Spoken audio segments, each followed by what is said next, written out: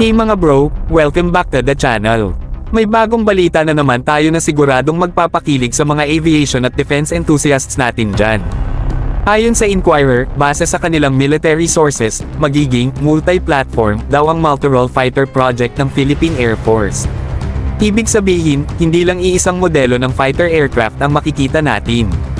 Ito ay tugma sa mga naunang pahayag na ang PAF ay ikokonsidera ang hindi bababa sa dalawang modelo ng fighter aircraft para sa kanilang humigit kumulang 40 na bagong MRF requirements.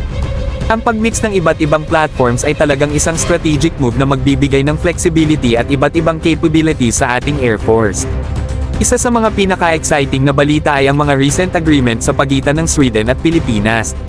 Malakas ang indikasyon na ang brand new Subjas 39 Gripen ang isa sa mga models na ipoprocure, at mukhang ito pa ang unang makakatanggap ng kontrata. Hindi lang yun, may usapan din na tinitingnan ng PAF ang mga used F-16 Fighting Falcons bilang gap fillers. At ang ikalawang MRF platform ay maaaring isang toss-up para isama ang brand new F-16 Block 70 Viper. Kung makuha nga natin ang mga used F-16s, siguradong malaki ang chance na magdagdag din tayo ng mga bagong Vipers. Lalo pat may posibilidad na makuha natin ang USFMF grant na nagkakahalaga ng $3 billion mula 2024 hanggang 2029.